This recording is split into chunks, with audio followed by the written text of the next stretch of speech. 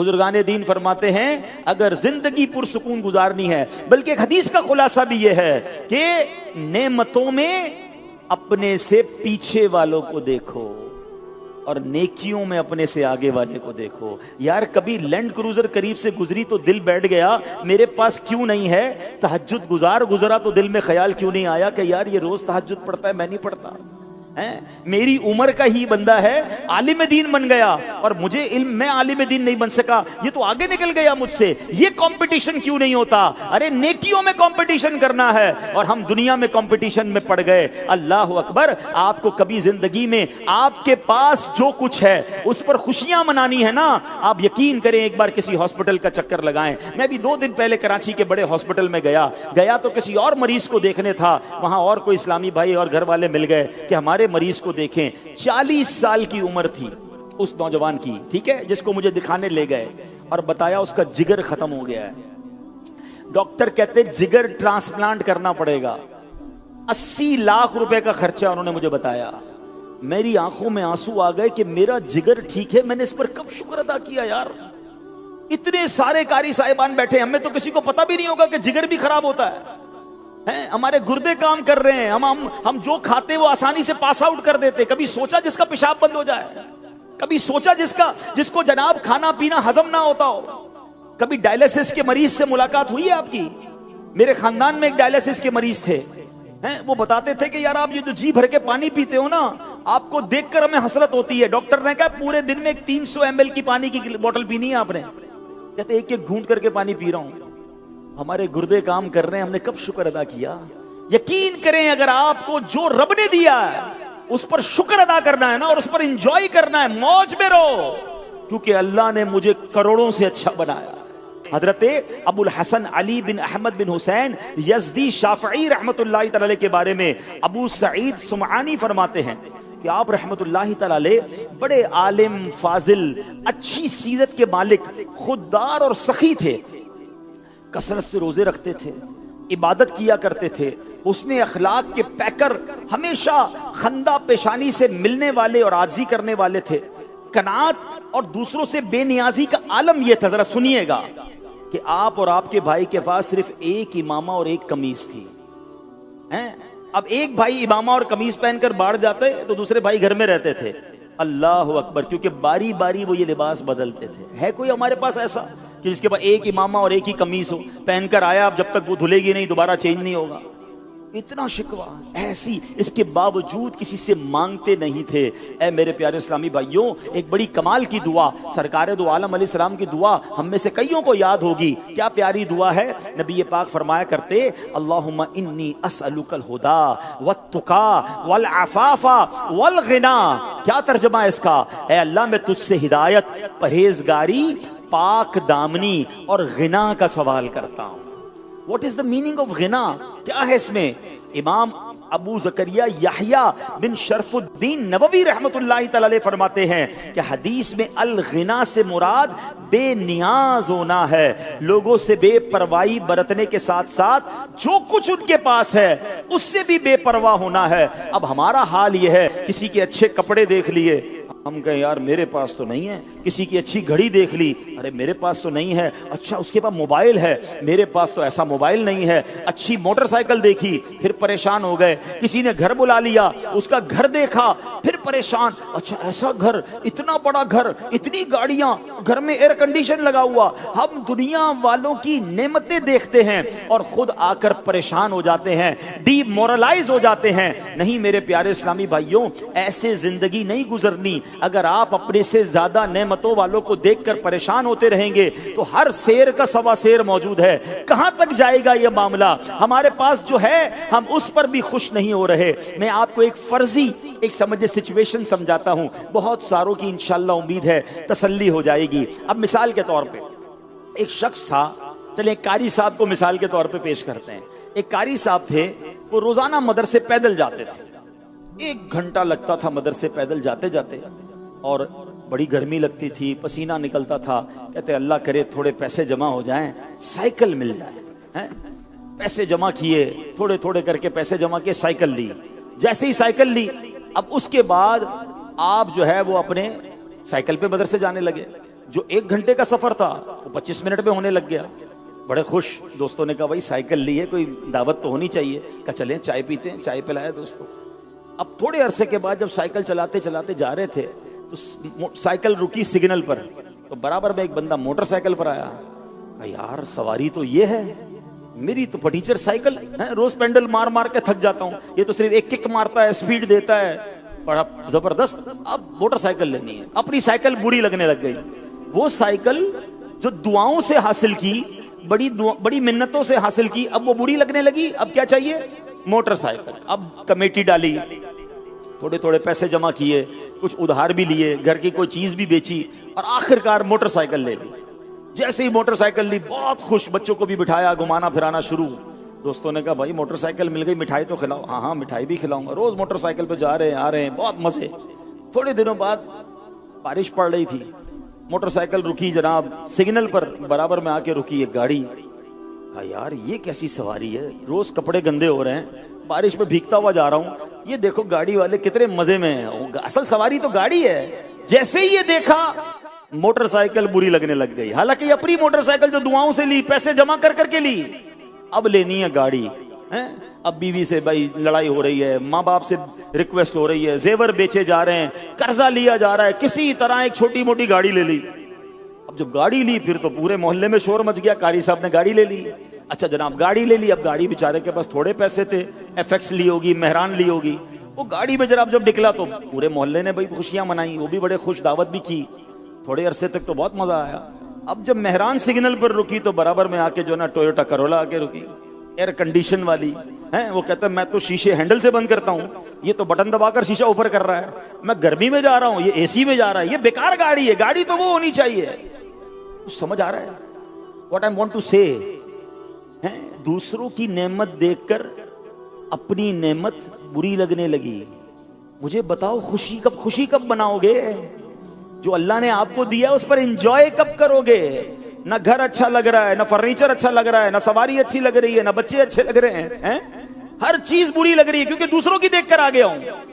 اب میں آپ کو زندگی آسان کرنے کا, آپ اگر ٹویوٹا کرولا لے لیں گے نا, تھوڑے دنوں بعد لینڈ کروزر کھڑی ہوگی برابر میں. لینڈ کروزر لوگے تو آج پاکستان میں ایسے بھی لوگ ہیں جن کے پاس اپنے جہاز ہیں. کدھر تک بھاگو گے؟ کون سی ریس میں پڑ گئے؟ یہ ریس ہی غلط ہے.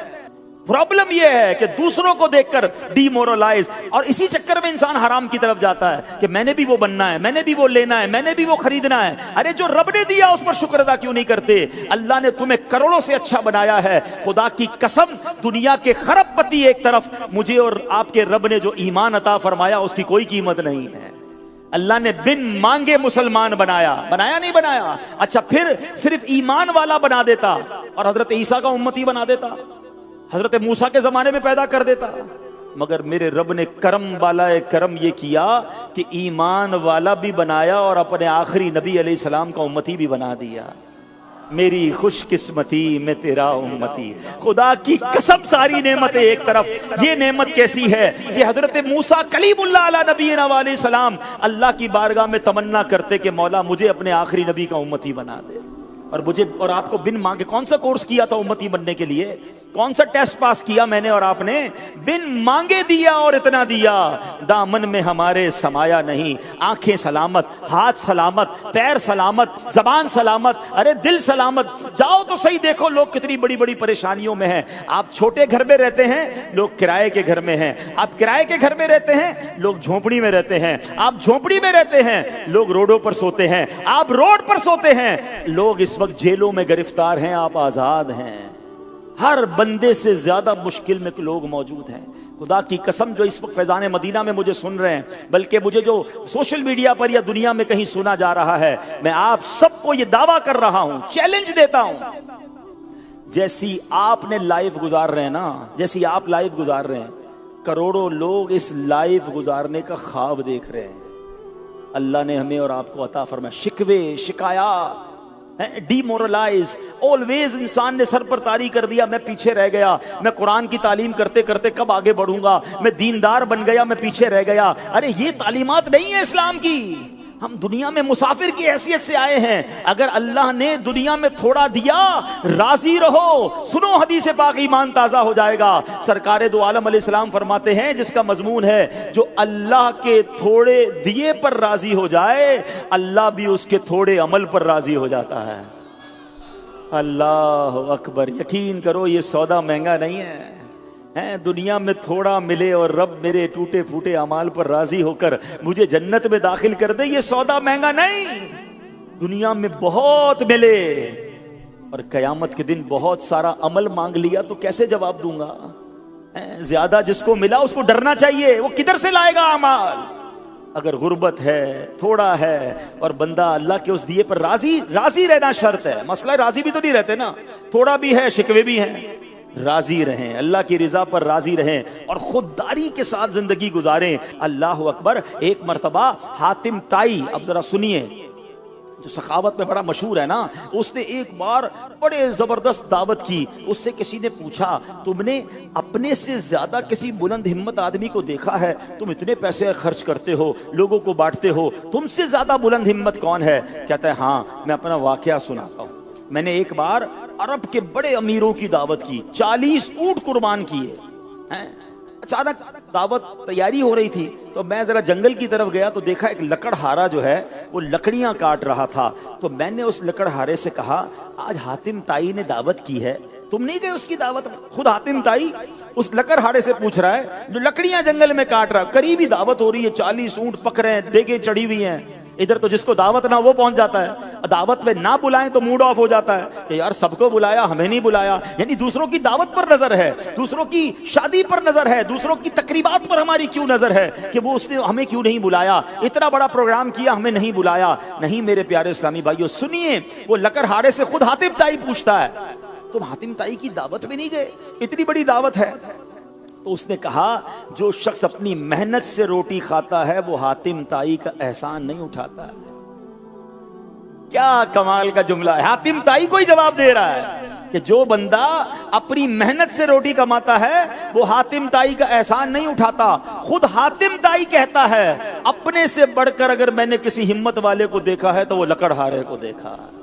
ایسی خودداری, ایسا جذبہ. اور ایسا جذبہ ہمارے بزرگان دین میں تھا, ہمارے صحابہ میں تھا, ہمارے اولیاء میں تھا. آج جن کا ہم نام لیتے ہیں, جن کی عزت کرتے ہیں, اگر پڑھیں ان کی سیرت میں تو ان کی نظر دنیا والوں پر نہیں اللہ کی طرف ہوتی, اللہ کی عطا پر ہوتی. قناعت تھا, توکل تھا, اور پھر اللہ ان کی غیب سے مدد بھی فرماتا. وہ تھوڑے پر راضی رہتے تھے اور ان کا مطمع نظر کیا تھا کہ ہمیں آخرت کی ابدی نعمتیں حاصل کرنا ہے. خودداری ایک خوبی ہے مگر اس میں فائدے کتنے ہیں.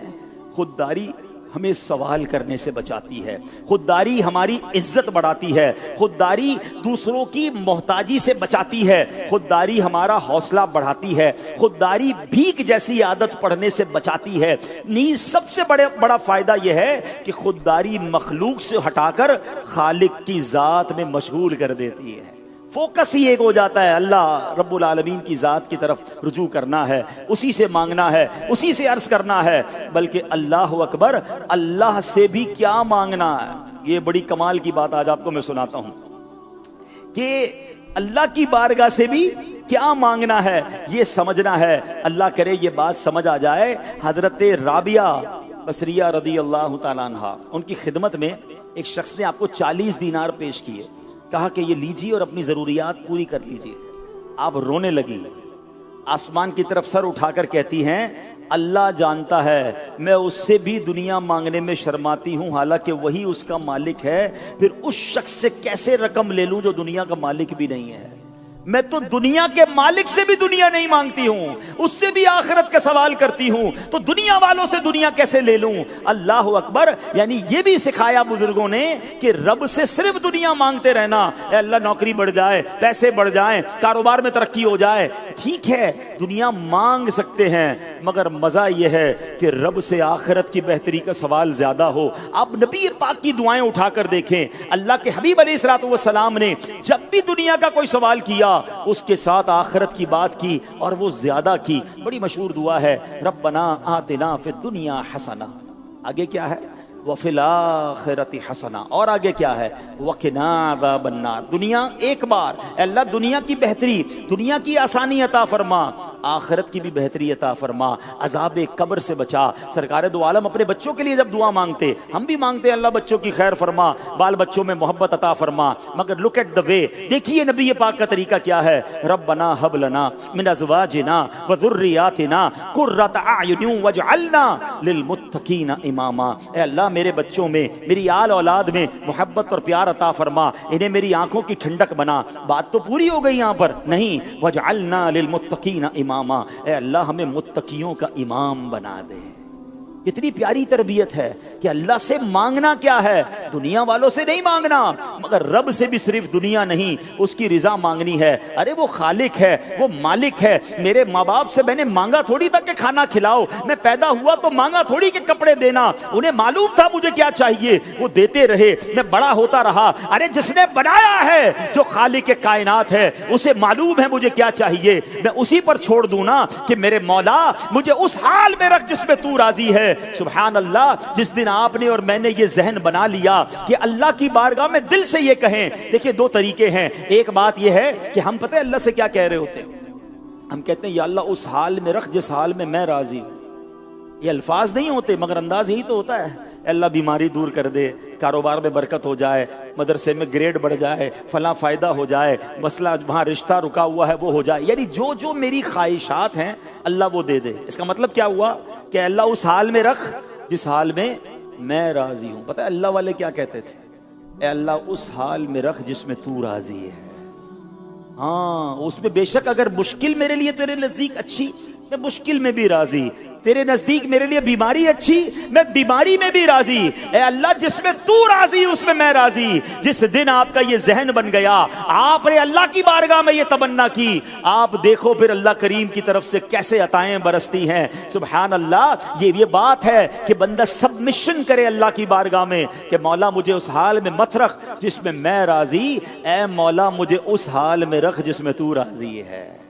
ہاں یہ اللہ والوں کی بات ہے، سمجھ تھوڑی دیر سے آئے گی۔ میں جے سونا میرے دکھ وچ راضی، جے سونا میرے دکھ وچ راضی، میں سخنوں چلے پاواں، پھر مجھے اس سکھ کو کیا کرنا ہے اگر میرا رب اس میں راضی ہے۔ ہوا تھا نا حضرت ابراہیم کو جب آگ میں ڈالا جا رہا تھا، آئے تھے فرشتے کہ حضور ہمیں بتائیں، ہم ہوا چلاتے ہیں، ہم موارش چلاتے ہیں، آگ بجھا دیتے ہیں۔ آپ نے فرمایا مجھے تمہاری کوئی ضرورت نہیں، میرا رب دیکھ رہا ہے، میرا رب کارساز ہے۔ جب آپ کو بالکل آگ میں ڈالا جانے لگا تو پھر کیا ہوا؟ جبریل امین آئے کہ حضور آپ ہم سے تو مدد نہیں مانگ رہے، اللہ سے تو مانگ لیں۔ پھر کیا جواب دیا تھا؟ فرمایا اللہ دیکھ رہا ہے نا، اگر اسے بچانا ہوگا تو بچا لے گا، اور اگر اس بات پر وہ راضی ہے کہ میں جل جاؤں تو میں جلنے کے لیے تیار ہوں۔ پھر کیا ہوا؟ وہ آگ کو ڈائریکٹ اللہ نے حکم دیا، یا نار کونی بردا و سلاما علی ابراہیم، اے آگ ٹھنڈی اور سلامتی والی ہو جا ابراہیم پر۔ جب بندہ اللہ کی بارگاہ میں سر جھکاتا ہے تو اللہ آگ کو بھی باغ بنا دیتا ہے۔ اگر آج بھی ہو ابراہیم سا ایمان پیدا، فرق یہی تو ہے، ہمارا ایمان وہ نہیں رہا۔ اگر آج بھی ہو ابراہیم سا ایمان پیدا، آگ کر سکتی ہے انداز گلستان پیدا۔ آج بھی آگ باغ بن جائے گی، ایمان وہ چاہیے۔ تو اے میرے پیارے اسلامی بھائیوں، خودداری اپنانی ہے۔ اب آخر میں اس شخصیت کا واقعہ سن لو جن سے ہم سب بڑا پیار کرتے ہیں، بریلی کے تاجدار امام عشق و محبت اعلی حضرت رحمت اللہ تعالی علیہ۔ آپ کی بارگاہ میں ایک شخص آیا، حاضر ہوا، مرید تھا، مٹھائی کا تحفہ پیش کیا، سلام کیا اور مٹھائی کا تحفہ پیش کیا۔ آر حضرت نے فرمایا بتاؤ کچھ اور ضرورت کا؟ نہیں، بس حضور آپ کے دیدار کے لیے آیا۔ آپ نے مٹھائی کا ڈبہ گھر میں بھجوا دیا، اور کسی چیز کی حاجت کا نہیں ہو۔ تھوڑی دیر گزر گئی، کہتا حضور ایک تعویذ چاہیے۔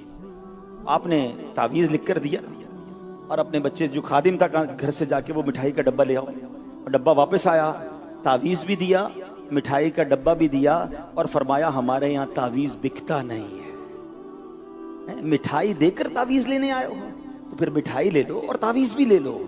کیسی خودداری ہے! اور آج مجھے اور آپ کو کوئی بیان پر بلائے، تلاوت پر بلائے، کسی تقریب میں بلائے اور تحفہ نہ دے تو اپنے دل کی کیفیت چیک کریں یار، بڑے کنجوس لوگ ہیں، علماء کی خدمت ہی نہیں کرتے، بلاتے ہی نہیں ہیں۔ غور کریں پھر مقصد کیا تھا آپ کا؟ بیان کرنا، نعت پڑھنا، تلاوت کرنا، یہ کس لیے گئے تھے؟ قرآن پڑھنا اس لیے گئے تھے کہ دنیا کی کوئی چیز ملے؟ نہیں، اللہ کی رضا کے لیے۔ اللہ سلامت رکھے میرے پیر و مرشد امیر اہل سنت کو اور دعوت اسلامی کے خوبصورت اس ماحول کو، جس نے ہماری دعوت اسلامی کے مبلغین کی تربیت فرمائی کہ جناب بیان کرنا ہے، تلاوت کرنی ہے، قرآن خوانی کرنی ہے، نعت پڑھنی ہے، تو کوئی آپ نے لفافہ یا کوئی ڈیمانڈ نہیں کرنی ہے، اللہ کی رضا کے لیے کام کرنا ہے۔ اور آج بھی آپ دیکھ لیں وہ مبلغین، وہ علماء، وہ نعت خواں، وہ اسلامی بھائی جو فقط اللہ کی رضا کے لیے کام کر رہے ہیں، اللہ انہیں عروج عطا فرماتا ہے، لوگوں کے دلوں میں ان کی عزت اور بڑھ جاتی ہے۔ تو اے میرے پیارے اسلامی بھائیوں، ہم دین کے داعی ہیں، ہمارا کام لوگوں کو دین کے قریب لانا ہے۔ عام لوگوں سے زیادہ خودداری ہمارے اندر ہونی چاہیے تاکہ لوگ دین کے قریب آئیں۔ اگر دیندار ہی خوددار نہیں ہوگا تو لوگ تو ویسے بھی دین سے دور ہیں، پھر کون دین کے قریب آئے گا؟ تو اے میرے پیارے اسلامی بھائیوں، جو اتنی بڑی تعداد میں پورے پاکستان کے مختلف شہروں سے عالمی مدنی مرکز میں تربیت کے لیے آئے ہیں، اپنے اندر خودداری کا جذبہ بیدار کریں، اپنی زندگی کا یہ اصول بنا لیں کہ میں نے کسی سے سوال نہیں کرنا۔ انشاءاللہ اگر کوئی مشکل پڑی تو میں اپنے رب کی بارگاہ میں سر جھکاؤں گا، اور جب میرا توکل اور میرا ایمان مضبوط ہوگا تو میرا رب ضرور غیب سے میری مدد فرمائے گا۔ اور اس نے وعدہ فرمایا ہے قرآن میں، وہ آپ تو قرآن پڑھانے والے لوگ ہیں، یہ آیت کئی بار آپ نے تلاوت کی ہوگی، آپ میں سے کئیوں کو یاد ہوگی، وَمَن يَتَّقِ اللَّهَ يَجْعَل لَّهُ مَخْرَجًا۔ جو اللہ سے ڈرے اللہ اس کے لیے راستہ نکالے گا، ہاں اس کے لیے نجات کا راستہ نکالے گا، اس کو راستہ ملے گا۔ پھر آگے کیا فرمایا؟ وَيَرْزُقْهُ مِنْ حَيْثُ لَا يَحْتَسِبُ، اللہ وہاں سے روزی دے گا جہاں تمہارا گمان بھی نہیں ہوگا۔ اب آپ کو پتہ بھی نہیں چلے گا یہ معاملہ حل کیسے ہو گیا۔ اور آگے خوبصورت اعلان کیا ہے؟ وَمَن يَتَوَكَّلْ عَلَى اللَّهِ فَهُوَ حَسْبُهُ، جو اللہ پر بھروسہ کرے اللہ اس کے لیے کافی ہے۔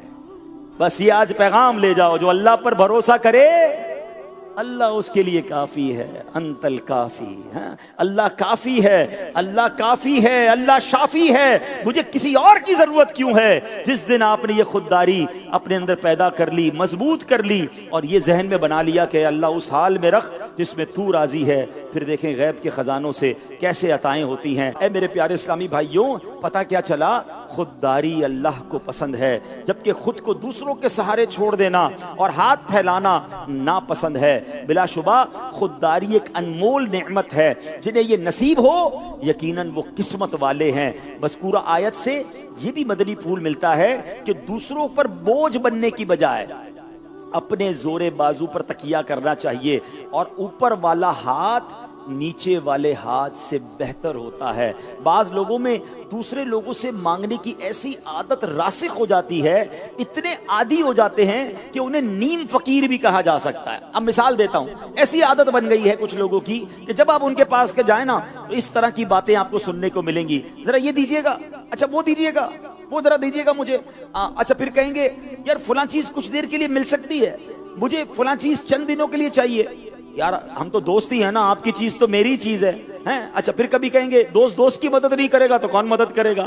اچھا تو اپنا بھائی ہے نا، دوست تو دوست کے لیے جان بھی دیتا ہے، اتنے سے پیسے نہیں دے سکتے، اچھا تھوڑے پیسے دے دو، پرانے باقی ہیں اس کو ملا کے بعد میں دے دوں گا۔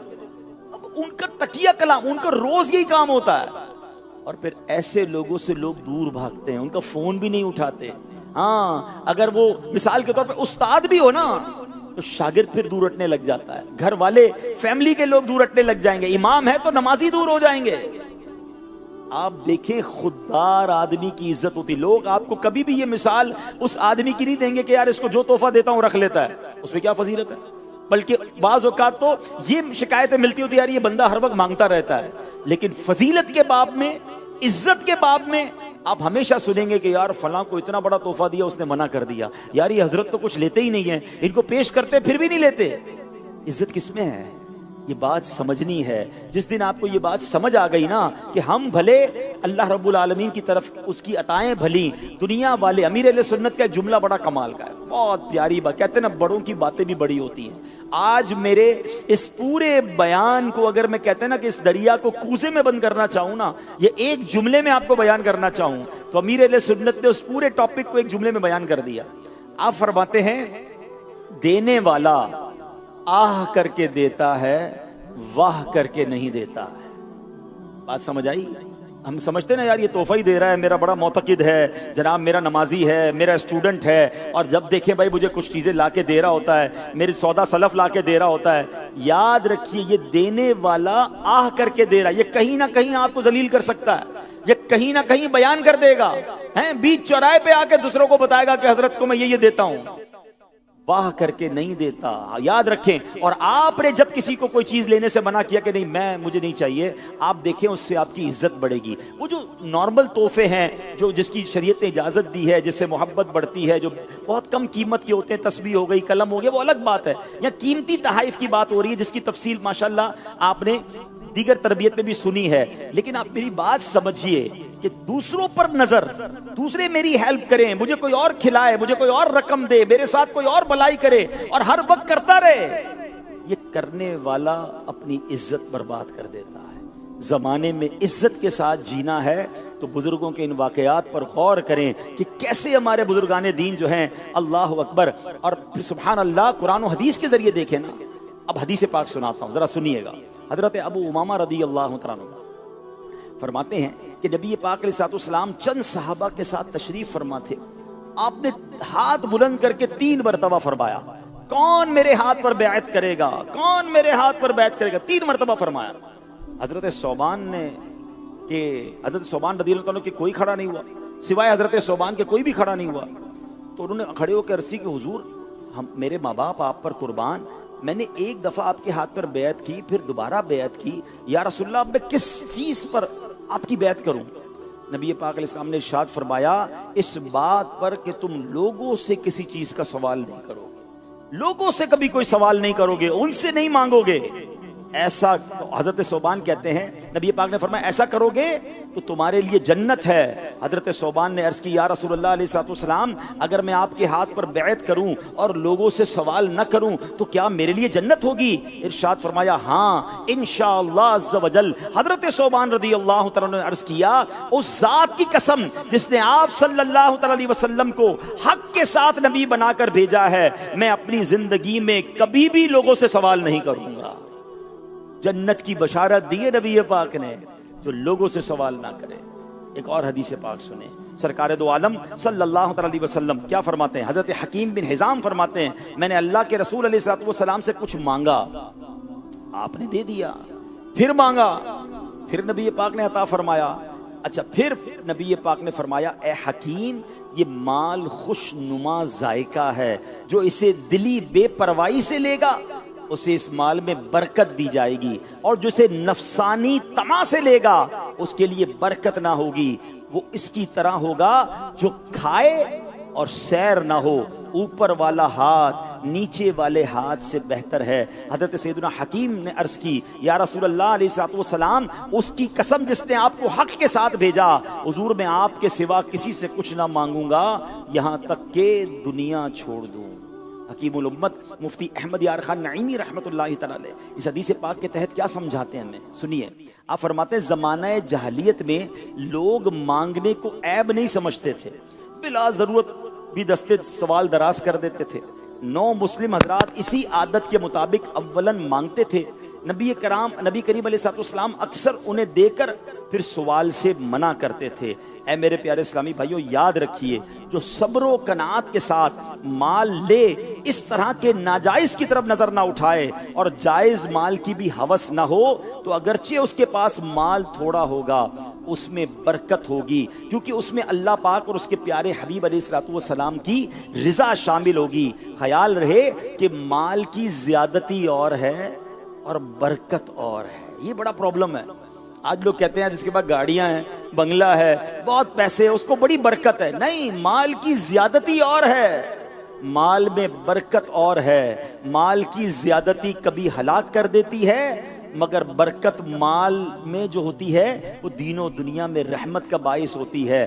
برکت والا تھوڑا پانی بھی پیاس بجھا دیتا ہے اور بہت سا پانی بعض اوقات ڈبو دیتا ہے. تو کوانٹٹی میں برکت نہیں ہے, یہ جملہ یاد کر لیں, کوالٹی میں برکت ہے, تعداد میں برکت نہیں ہے, معیار میں برکت ہے. تھوڑا بھی ہو اور برکت والا ہو, تو وہ بعض اوقات بہت سارے سے زیادہ ہوتا ہے. تو مانگ کر کسی اور سے جناب مال لے کر یا ہوس کے ساتھ مال کما کر بھی ہم برکت حاصل نہیں کر پاتے. اے میرے پیارے اسلامی بھائیوں، اب بڑی پیاری بات مفتی صاحب نے فرمایا اوپر والا ہاتھ سے مراد دینے والا ہے اور نیچے والے ہاتھ سے مراد مانگ لینے والا ہاتھ ہے، مانگ کر لینے والا ہاتھ ہے. یہاں دینے اور لینے سے بھیک مراد ہے. اولاد کا ماں باپ کو پیش کرنا، مرید کا اپنے پیر کو کوئی ہدیہ پیش کرنا، تو یہ اس کے منافی نہیں ہے، یہ اور چیز ہے. انصار